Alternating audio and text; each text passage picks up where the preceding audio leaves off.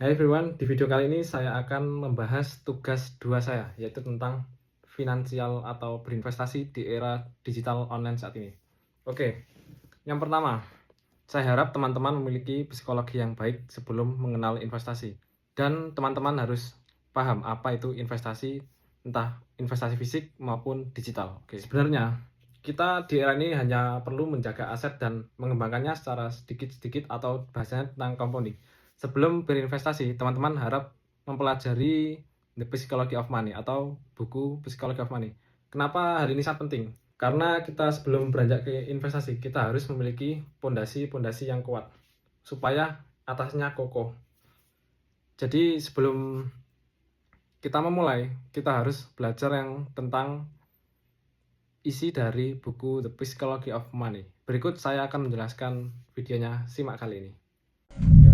Hey everyone, ya di sini saya akan membuat edukasi tentang pentingnya belajar, bukan yang penting belajar ya. Kebanyakan kalian ini menyimpulkan kesalahan ya. Yang penting belajar lah.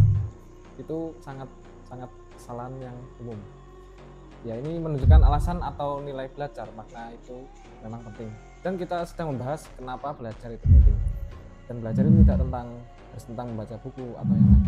Tapi kalian bisa belajar tentang financial freedom, belajar skill, dan belajar invest. Ini saya akan membuat edukasi apa isi tentang buku dari Physical Technology of Money. Ya, dari bab pertama ada yang berjudul No One's Crazy. Setiap orang mengambil keputusan tentang keuangan itu dari pengalaman pribadinya, dan nggak semua orang itu harus sama dalam mengelola keuangan. Bab 2, Luck and Risk. Kadang sukses itu bukan karena hoki ya, dan gagal bukan karena sial. Dan di sini kalian jangan cepat ngejat atau mengambil keputusan saya gini, jangan. Bab 3 ada never know. Kalau kamu terus ngejar lebih dan kamu tidak akan pernah merasa cukup. Di situ kamu akan harus belajar kapan kita akan merasa cukup atau kapan kita akan merasa kurang. Bab 4 tentang compounding. Uang itu bisa tumbuh tapi butuh waktu yang lama. Dan harta yang didapat dengan cepat itu biasanya nanti habisnya juga cepat atau merata. Bab 5 staying words. Jadi kaya itu butuh berani, high risk. Di situ kamu harus mengambil keputusan yang high risk-nya agak besar dan kamu harus mempertimbangkan apa keuntungannya. Ya, tidak. Jadi kesimpulannya adalah financial freedom itu bukan berarti tentang banyak uangmu, tapi bagaimana bisa hidup tenang, memiliki tujuan yang benar, dan kamu memiliki waktu yang banyak dengan keluarga. Ya, sampai di sini kawan-kawan. Thank you, see you next time. Saya punya satu pesan buat teman-teman. Simak kali ini. Kasih kata-kata terakhir dong untuk teman-teman. Why not you?